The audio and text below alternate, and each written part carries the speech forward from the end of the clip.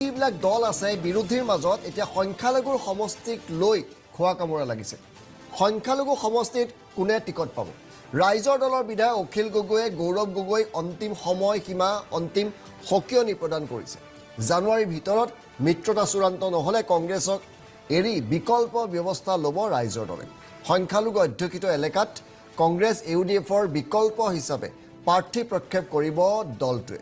বিহুৰ ভিতৰতে চূড়ান্ত সিদ্ধান্ত ল'ব লাগিব কংগ্ৰেছৰ সভাপতি গৌৰৱ গগৈ। আৰু এনেদৰেই গৌৰৱ গগৈক অন্তিম ডেডলাইন দিছে, গৌৰৱ গগৈক ডেডলাইন দিছে অখিল। 20টা সমষ্টি এৰি দিব লাগিব ৰাইজৰ দলত। 20টা সমষ্টি লাগে ৰাইজৰ দলত। জানুৱাৰীৰ ভিতৰত মিত্ৰতা সন্দৰ্ভত সিদ্ধান্ত ল'ব লাগিব। আৰু মিত্ৰতা নকৰিলে 44খন আসনত প্ৰাৰ্থী নিজেই দিব ৰাইজৰ দলে। সংখ্যালঘু অধ্যুষিত এলেকাত কংগ্ৰেছৰ বিৰুদ্ধে প্ৰাৰ্থী দিব ৰাইজৰ দলে। বিচৰা মতেই ৰাইজৰ দলক আসন এৰি দিব লাগিব কংগ্ৰেছে, অন্যথা কংগ্ৰেছক এৰি বিকল্প ব্যৱস্থা ল'ব ৰাইজৰ দলে। বিহুৰ পূৰ্বে কংগ্ৰেছৰে মিত্ৰতা আশা কৰিছে অখিল গগৈয়ে। সংখ্যালঘু এলেকাত মাইনৰিটি এলেকাত ৰাইজৰ দলে সাজু কৰিছে প্ৰাৰ্থী। ইতিমধ্যেই মাইনৰিটি এলেকাৰ বাবে 20ৰ পৰা মাইনৰিটি এলেকাৰ বাবে 10ৰ পৰা 12গৰাকীকৈ প্ৰাৰ্থী থিয় কৰিছে। 10-12 গৰাকী বিধায়কৰ সৈতে যোগাযোগ কৰিছে দলটোৱে। মিত্ৰতা নহ'লে কংগ্ৰেছৰ ভেটিক সহায় দিব অখিল গগৈ। ৰাইজৰ দলৰ চেয়াৰমেন আলীয়েও যোগদানৰ কথা ঘোষণা কৰিছে। চেয়াৰমেন আলী যোগদান কৰিবলৈ গৈ আছে ৰাইজৰ দলত। আৰু সংখ্যালঘু এলেকাত প্ৰাৰ্থী দিব। সংখ্যালঘু সমষ্টি লাগে অখিল গগৈ ৰাইজৰ দলক। আৰু 20টা সমষ্টি লাগে ৰাইজৰ দলক। আৰু সংখ্যালঘু এলেকাত ব্যাপকভাৱে প্ৰচাৰ চলাইছে অখিল গগৈয়ে। অখিল গগৈয়ে কি কৈছে আপোনালোকক আমি শুনাইছোঁ।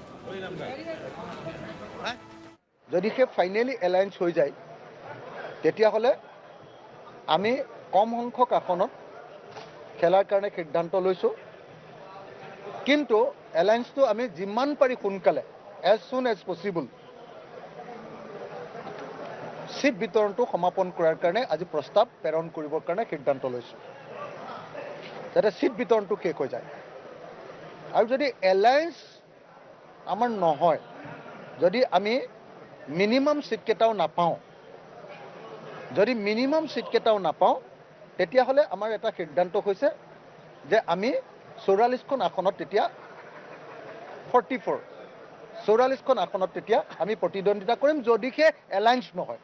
যে আমি এলায়েন্সটো যদি কমপ্লিট হৈ যায়, আমি আশা কৰিছোঁ যে বিহুৰ আগে আগে ফাইনেল হৈ যাব। এনে এলায়েন্সটো কৰিবলৈতো সিদ্ধান্ত হ'লেই, কিন্তু এলায়েন্সটো কংক্ৰিটাইজ হ'ব তেতিয়া যেতিয়াহ'লে আসনবিলাকৰ ভাগ বিতৰণ হৈ যাব।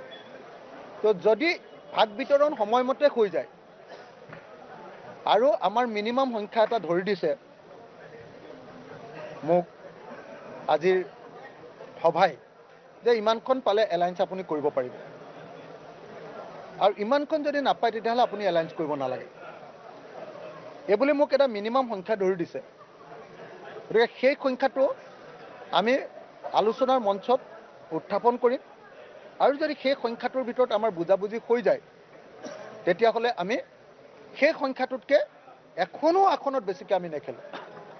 যে যদিহে কংগ্ৰেছ দলে আমাক একেবাৰে কম আসন দিবলৈ বিচাৰে, যে একেবাৰে কম আসনত খেলাব খোজে, তেতিয়াহ'লে আমাৰ পৰা এটা সিদ্ধান্ত আহিছে, যে আমাৰ পিনৰ পৰা এটা প্ৰস্তাৱ আহিছে, সেইটো প্ৰস্তাৱ আমি বিবেচনা কৰি আছোঁ এতিয়া, যে যদিহে একেবাৰে কম আসন দিব খোজে তেতিয়াহ'লে এটা প্ৰস্তাৱ আহিব যে যিবিলাক আসনত বিজেপি জিকাৰ কোনো সম্ভাৱনা নাই, সংখ্যালঘুৰ আসনসমূহ, সেই সংখ্যালঘুৰ আসনসমূহত আমি তেতিয়াহ'লে বন্ধুত্বপূৰ্ণ নিৰ্বাচন খেলিম।